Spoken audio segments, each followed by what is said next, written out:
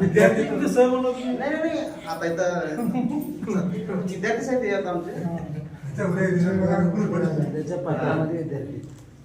घराला मोठे दार आहे, मी दारात उभा राहतो आणि बाबांची वाट पाहतो. शाबाश. या ठिकाणी बालाजी पंढरपूरला जाऊन देखील वाचन झालं. एक आजीबाई राहत होती. आजीचे घर छोटे होते, पण घरासमोर मोठी फुलबाग होती. बागेत सुंदर फुले फुलली होती. मोठी मोठी आंब्याची फणसाची झाडे होती. आपण बऱ्याच जणांच्या ठिकाणी वाचन घेतलेलं आहे आणि या वाचनामध्ये एकूण 9 विद्यार्थ्यांपैकी इथं प्रारंभिक म्हणजे जो मुलगा आता अजून सुरुवात मुळाक्षरे करत आहे किंवा त्याला अजून अक्षराची ओळख झालेली नाही तशापैकी एक मुलगा आहे आणि अक्षर वाचन करत असलेला एक विद्यार्थी, त्याला अक्षर ओळखता येतात एक एक.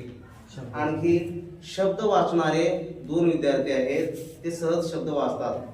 आणखी परिच्छेद वाचणारे 2 विद्यार्थी आहेत, ते स्पष्टपणे परिच्छेद वाचतात आणि परिच्छेद किंवा गोष्ट सहजपणे न अडखळता स्पष्ट उच्चार करत वाचणारे 3 विद्यार्थी आहेत.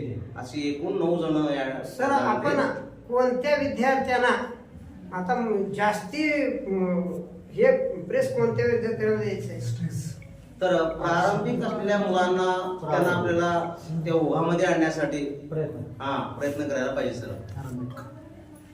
ठीक आहे, धन्यवाद.